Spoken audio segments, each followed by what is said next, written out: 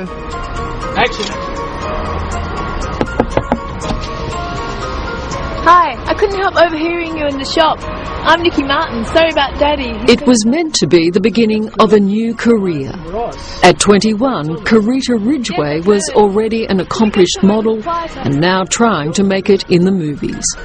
But first, this young beauty wanted to take a working holiday and, like thousands of other Australian girls, boarded a plane for Tokyo. So Carita had never expressed any concerns about this job at all? No, she hadn't. I think they just thought it was a bit of a laugh, really. Easy money.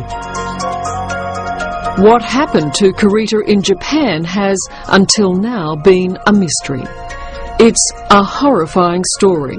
A story of rape and murder, and men who prey on innocent young Australian women. A sexual violation to a stripper or hostess would happen every night.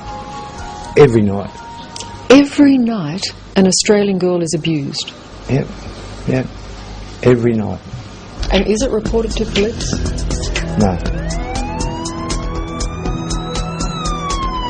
This is Tokyo's red light district, Roppongi.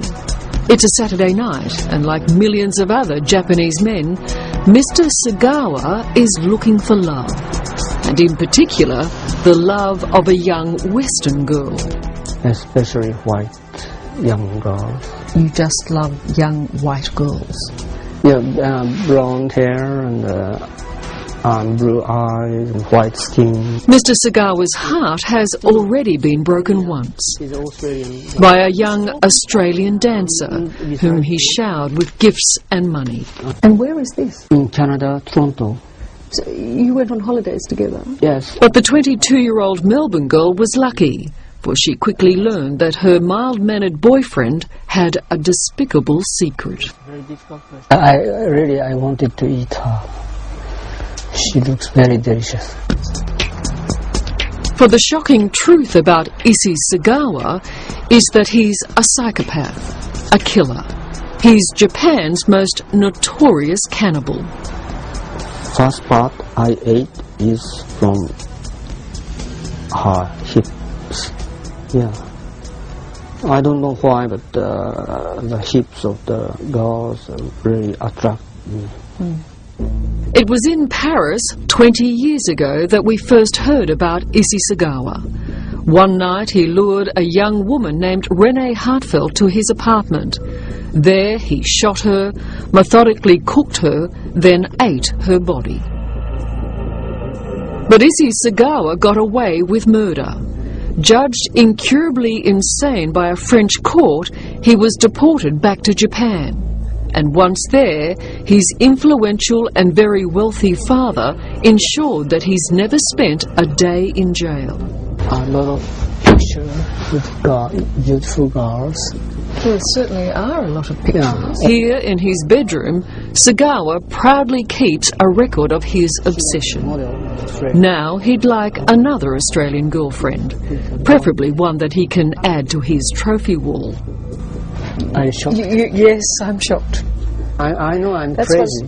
I'm crazy. So please don't hate me. This is Issei Sagawa's hunting ground. It's a lawless place. Here, the Mafia is in control. The police are paid to look the other way. We actually have a private left-hand terrier. It's next door, but everybody's naked. And on any given night, there are more than 500 girls from Australia working at bars like this. They're the fresh meat, as they call them over there. The fresh meat. The fresh meat. Oh, yeah.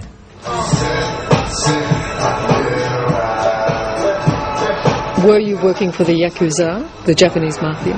The owner of the company is under the control of the Yakuza. Rob Cox has broken the Yakuza's code of silence. He's an insider.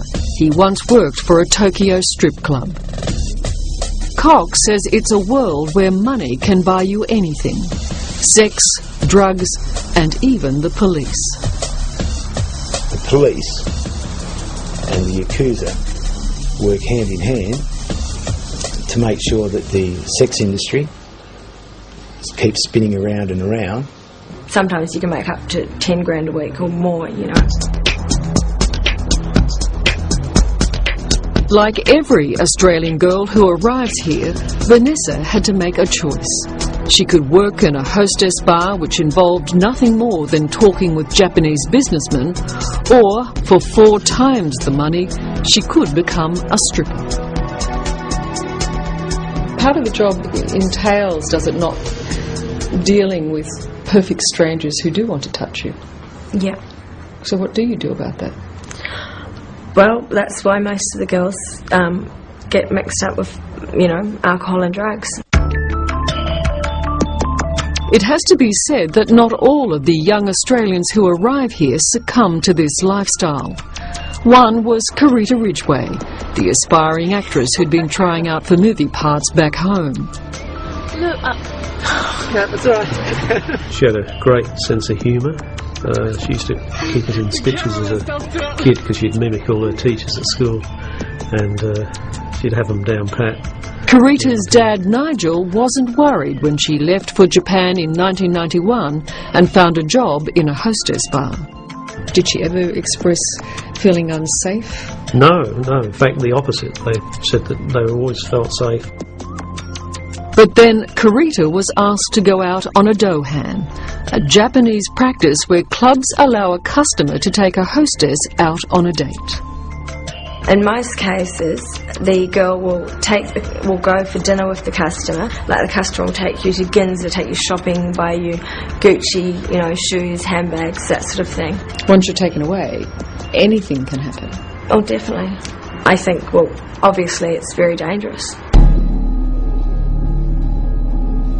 One of Karita's first dohans was with this man, a wealthy and well-connected playboy called Joji Obara. Most of the girls who are hostesses are asked to go out on dohans, which are dates with customers. Were you aware of that? No, I wasn't. In fact, you having mentioned it just now, that's the first time I knew that that was part of the deal.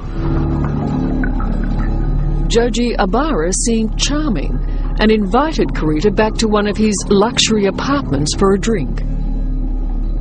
Within hours, she was in a coma and taken to hospital. Obara told the doctors it